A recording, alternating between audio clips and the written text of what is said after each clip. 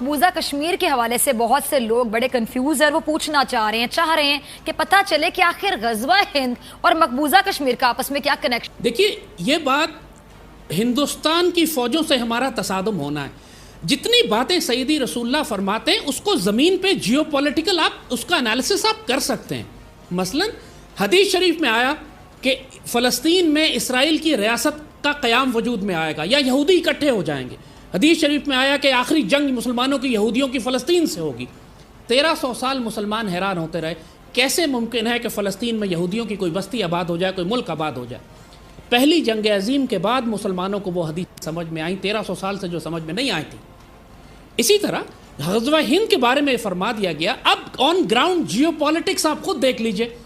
سیدی رسول اللہ نے فرمایا کہ غیر عربوں میں اللہ ایک مسلمان فوج کو پیدا کرے گا جس کے ہتھیار عربوں سے بہتر ہوں گے، جس کے مجاہد شہسوار عربوں سے بہتر ہوں گے، اور وہ پھر دنیا میں مسلمانوں کی مدد کریں گے۔ یہ ساری نشانیاں پھر پاکستان آرمی پہ ہوتی ہیں کہ اللہ نے ایٹمی طاقتیں ہمیں بنایا ہے، اللہ نے مجاہد ہمارے سب سے تگڑے بنائے پوری مسلم دنیا میں۔ اب ہو رہا ہے یہ براہ راست مشرک فوجوں سے تصادم ہے۔ جنگ انہوں نے شروع کر دی ہے۔ حضور صلی اللہ علیہ وسلم کی احادیث کو پھر آنے والے وقتوں میں بہت سارے اولیاء نے، صاحب نظر، صاحب بصیرت لوگوں نے اس کی خوشخبریاں اور بشارتیں اور تشریح فرمائی کس طریقے سے اس غزوے کا آخری مہم کا آغاز ہوگا اور کشمیر سے جنگ شروع ہوگی اور وہ ہوتے ہوتے پھر پورے ہندوستان کی طرف چلی جائے گی۔ اب جو انڈیا میں ہو رہا ہے وہاں جو تصادم ہے، خود جو وہاں پہ کلیش ہے، پوری جو نیکسلائٹس اور جو ماوئسٹ اور خالستانیز اور پورے انڈیا میں جو تصادم مچ گیا ہے مودی کے آنے کے بعد، اب تو بالکل نظر آ رہا ہے کہ ہندوستان کے حصے بکھرے ہونے جا رہے ہیں۔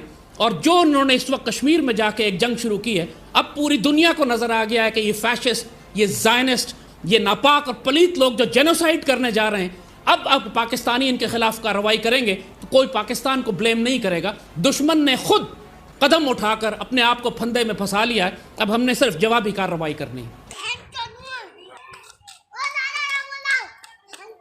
تحریک طالبان پاکستان بھی یہ دعویٰ کرتی ہے زیاد حامد صاحب کہ غزوہ ہند لڑنے والی فوج ٹی ٹی پی ہے جو پاکستان کو فتح کرنے کے بعد بھارت سے جنگ لڑے گی، یعنی بھارت کو فتح کرے گی۔ اس پر ذرا روشنی ڈالیے کہ یہ بہت ہی بڑا کرم اللہ تعالیٰ نے فرما دیا کہ جو خوارج ہیں، چاہے وہ آئیسس کے خوارج ہوں جو مڈل ایسٹ میں ہیں، جو ٹی ٹی پی کے یہاں ہیں، ان سب نے دین کو ہائی جیک کرنے کی کوشش کی۔ خوارج آئیسس والے آپ نے دیکھا انہوں نے ایک جعلی خلافت قائم کرنے کی کوشش کی، کالے جھنڈے بنا لیے۔ کیونکہ ایک حدیث شریف ہے رایات السود کے بارے میں، کالے جھنڈوں کے بارے میں، جس کی ٹرانسلیشن کی جاتی ہے، اور ان سب نے یہ کلیم کیا کہ ہم وہ کالے جھنڈے والے ہیں، سب نے اپنے جھنڈے نکال لیے باہر۔ لیکن جو عربی جانتے ہیں، جو عربی کی پرانی زبان اور ڈکشنریز کو جانتے ہیں، وہ اس بات سے واقف ہیں کہ رایات السود کا مطلب کالے جھنڈے نہیں ہیں۔ رایات السود کا ایک مطلب سبز ہلالی پرچم ہوتا ہے، گہرے سبز رنگ کا پرچم۔ سود کا لفظ جو ہے وہ گہرے سبز کے لیے بھی استعمال ہوتا ہے، باعزت اور مکرم اور معزز کے لیے بھی استعمال ہوتا ہے۔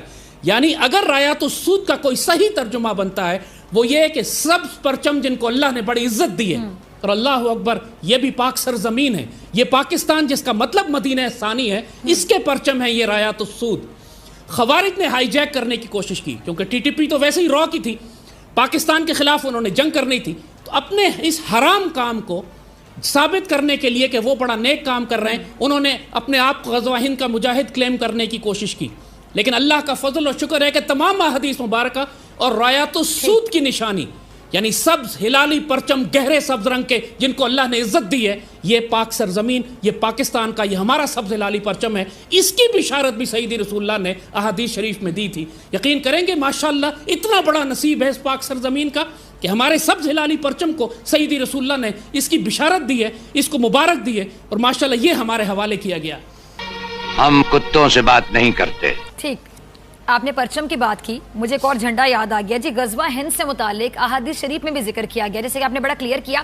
اچھا کہ جی جو لشکر ہے غزوہ ہند جو لڑے گا وہ کالے جھنڈوں والا ہوگا، یہ ذرا کنفیوژن ہے، یہ بھی ذرا کلیئر کیجیے گا جیسا، اور خراسان وغیرہ کا تذکرہ بھی کیا گیا۔ اچھا داعش جس نے مسلمانوں اور انسانوں پر بہت ظلم ڈھائے ہیں وہ بھی کالے جھنڈے استعمال کرتی ہے اور خراسان کو بھی خود سے جوڑتی ہے، کیا یہ بھی ایک طرح کا دعویٰ کرتے ہیں کہ داعش غزوہ ہند لڑے گا؟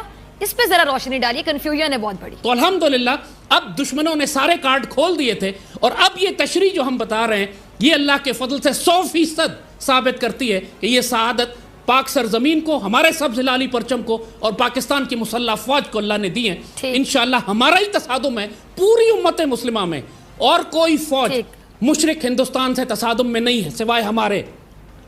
ہاں ہم اپنی بدعمالیوں کی وجہ سے نقصان اٹھا سکتے ہیں, ہم اگر وہ غیرت و شجاعت و دلیری کا مظاہرہ نہ کریں تو ہمیں قیمت زیادہ دینی پڑے گی, لیکن اللہ کے فضل سے جو انجام ہے وہ وہی ہے کہ یہ چمن معمور ہوگا ایک مرتبہ پھر نغمہ توحید سے. ماشاءاللہ ایک مرتبہ پھر مسلمان فوجیں مغرب سے آئیں گی اور دہلی پر قابض ہوں گی, لیکن جنگ کا آغاز تمام جیوپولیٹیکل نشانیاں بھی یہ بتا رہی ہیں کہ کشمیر کے محاذ سے ہوگا, جو کہ اب انہوں نے جنگ چھیڑ دی ہے وہاں پر, اور اب ہم مسلمانوں نے صرف اس پر رسپونڈ کر. مسلم دنیا غزوہ ہند کی سعادت میں ہمارے سے پیچھے نہیں رہے گی, ہمارے ساتھ شامل ہوگی. اس کی بشارت بھی نعمت اللہ شاہ ولی دے چکے ہیں کہ جب غزوہ ہند ہوگا پھر پوری مسلمان دنیا سے لوگ آئیں گے. جس طرح افغان جہاد میں شرکت کرنے کے لیے پوری مسلمان دنیا سے مجاہدین آئے تھے, اب چاہے سرکاری طور پر آئیں یا مجاہدین آئیں, لیکن انشاءاللہ پوری مسلم امہ اس غزوے میں ہمارے ساتھ شامل ہوگی. پاکستان آرمی کو آفیشلی اس کو ڈاکٹرن ڈکلیئر کر کے اناؤنس کرنا چاہیے. اب شرمندگی کی بات نہیں ہے, اب دشمن کھل کر غزوہ ہند کی بات کر رہا ہے, اینڈ وی شوڈ آنریبلی اون